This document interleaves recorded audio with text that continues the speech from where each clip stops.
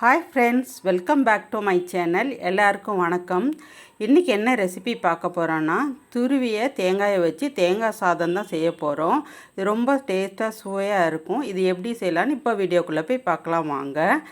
Stove on பண்ணி கடை அடுப்பில் வச்சுருக்கேன். தேங்காய் எண்ணெய் சேர்த்துக்கங்க. தேங்காய் எண்ணெய் தான் டேஸ்ட்டாக வாசனையாகவும் இருக்கும்.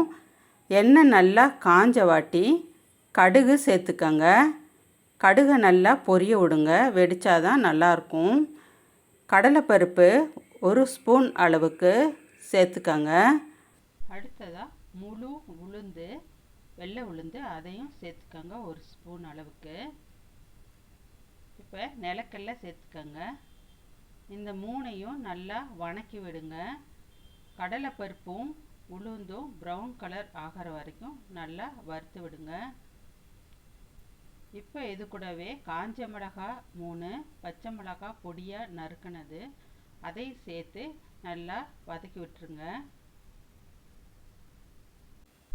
துருவிய இஞ்சி இதோட சேர்த்துக்கங்க. இது டைஜஷனுக்கு நல்லாயிருக்கும், அதுக்காக இது இஞ்சி சேர்த்துருக்கேன். ஃப்ளேவரும் நல்லாயிருக்கும்.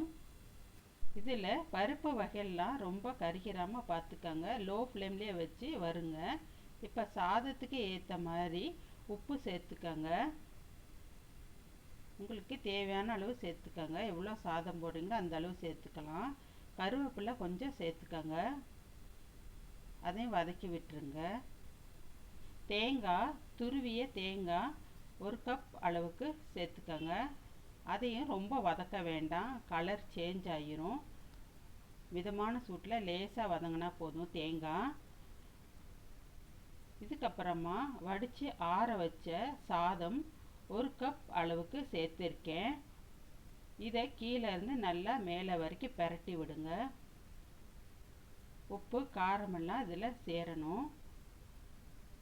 மெதுவாக கிளறி விடுங்க, சாதம்லாம் உடஞ்சிராம. சூப்பரான துருவிய தேங்காய் சாதம் ரெடி ஆயிருச்சுங்க. ரொம்ப எளிமையாக செய்யக்கூடியது. தேங்காய் துருவல் வயிற்று புண்களை ஆற்றக்கூடிய தன்மை உடையதுங்க. அதனால் அடிக்கடி இந்த மாதிரி செய்து சாப்பிடுங்க. ரொம்ப எளிமையானது தான். இதுக்கு தேவையான பொருட்களும் கம்மி தான். இந்த வீடியோ உங்களுக்கு பிடிச்சிருந்துச்சுன்னா சப்ஸ்கிரைப் பண்ணுங்கள், லைக் பண்ணுங்கள், ஷேர் பண்ணுங்கள். தேங்க்யூ.